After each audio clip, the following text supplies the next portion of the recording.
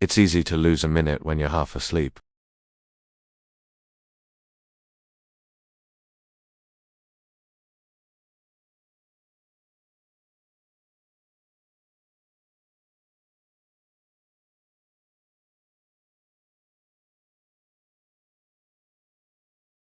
I started to get obsessed. I'd set alarms 4 to 12, forcing myself awake to witness the event. I'd sit there, eyes glued to the red numbers, and watch as 2:13 flipped over to 2:15. No flicker, no glitch, just a seamless, impossible skip. My friends thought I was losing it. "You're just tired," they'd say. "You're probably just dozing off." But I knew what I saw. I wasn't just tired, I was terrified. What happens in that missing minute? Where does it go? And more importantly, what comes with it? The house started to feel different after the skips began. There were cold spots that would appear and disappear in the middle of a room. I'd hear faint whispers that sounded like static on a dead radio channel, always just on the edge of hearing. I tried to rationalize it. Old house, drafty windows, faulty wiring. Maine winters are no joke, right? But I couldn't explain the feeling of being watched. It was a constant prickling sensation on the back of my neck, a heavy presence that settled in the corners of my vision. I felt like a guest in my own home. Sleep became a luxury I couldn't afford. I was exhausted, but the thought of closing my eyes and letting that minute slip by unnoticed was more frightening than any nightmare. I had to know what was happening. I decided to record it. My plan was simple. I'd set up my phone on a tripod, pointing at the clock in a wide section of my bedroom. I'd press record at 2:10 a.m. and just let it run. If something was happening, the camera would catch it. The first night I tried, my hands were shaking so badly I almost dropped the phone. I sat on my bed, back against the headboard, watching the little red recording light blink like a tiny, reassuring heart. The room was silent except for the hum of the refrigerator downstairs. 2:12, 2:13. My own heart was hammering against my ribs. I held my breath, waiting. And then, 2:15, the jump happened. I snatched my phone, my fingers fumbling with the screen to stop the recording. I rewound the footage, my breath catching in my throat. I watched the numbers on the clock in the video. 2 hours 13 minutes and 57 seconds. 2 hours 13 minutes and 58 seconds. 2 hours 13 minutes and 59 seconds. And then the timestamp on the video file just skipped. The video itself jumped from the frame at 2 hours 13 minutes and 59 seconds directly to the frame at 2 hours 15 minutes and 0 seconds. The minute was gone from the recording, too. Defeated, I felt a wave of despair. Was I really going crazy? But then I noticed something. In the last frame before the skip, at exactly 2 hours 13 minutes and 59 seconds, there was a flicker in the corner of the room, a distortion, a shadow that wasn't there before. I played it back, frame by frame. It was almost nothing, a subtle darkening near the doorway, but it was there. I wasn't imagining it. The next night I adjusted my strategy. I placed a second camera in the living room, and a third in the hallway, all of them set to record. I also set up a digital audio recorder. I wanted to capture everything. This time, instead of just watching the clock, I decided to be in the video. I sat in a chair in the middle of my living room, facing the camera, with the hallway and the front door visible behind me. I wanted to see if anything happened around me. As 2:13 a.m. approached, the house grew unnaturally quiet. The familiar hum of the fridge was gone. The air became thick and heavy, and a deep, bone-rattling cold settled over me.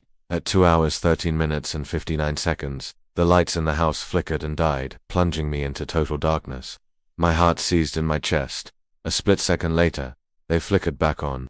I looked at the clock on the wall, 2:15 a.m. It had happened again. This time, when I reviewed the footage, my blood ran cold. The living room camera showed me sitting in the chair, staring ahead. At 2 hours 13 minutes and 59 seconds, the video froze on my face. It stayed frozen for a full 60 seconds. But behind me, in the reflection on the darkened TV screen, something was moving. A tall, slender silhouette unfolded itself from the shadows of the hallway. It was unnaturally thin, with limbs that were too long, moving with a jerky, disjointed gait.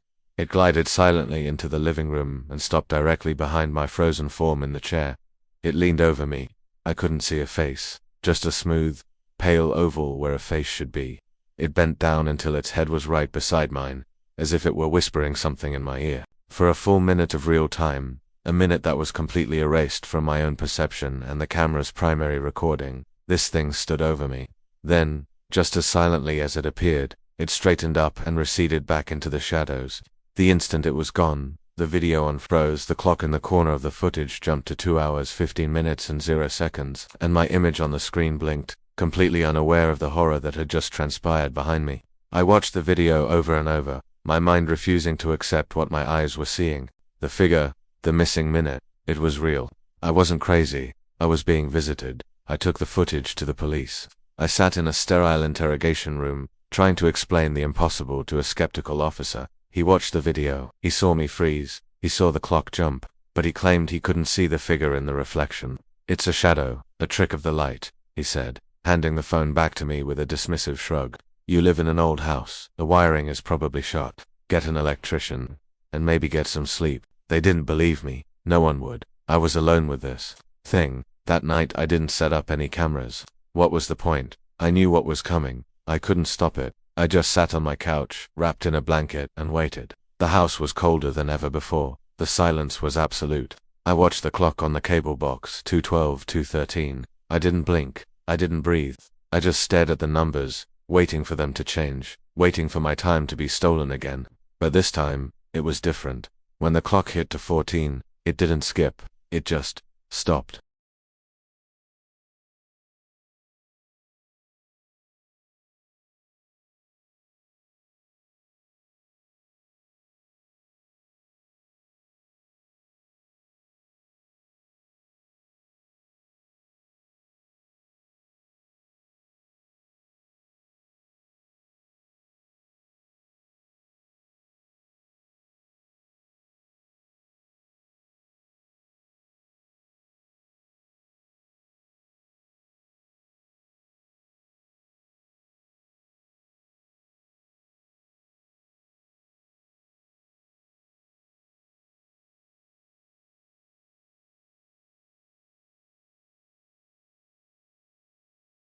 From the darkness of the hallway, a long, pale hand with spindly twig-like fingers slowly reached out and curled around the doorframe.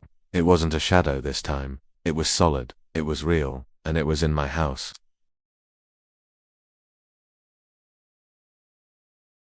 Tall, gaunt, its featureless face turning towards me. I was still frozen, a statue in a chair, able to do nothing but watch. My heart had stopped beating, my lungs had stopped breathing. The clock was stopped. The world was stopped, and as the thing glided silently across the room towards me, I realized with chilling certainty that it had not come to visit during the missing minute. It had come to take me back to it, and I think that's where I am now, trapped in the minute that doesn't exist. The clock stopped at 2:14, and so did I. Thanks for watching. If you or someone you know is struggling with fear or anxiety, please don't hesitate to reach out for help. There are resources available, and you don't have to go through it alone. Take care of yourselves, and I'll see you in the next one.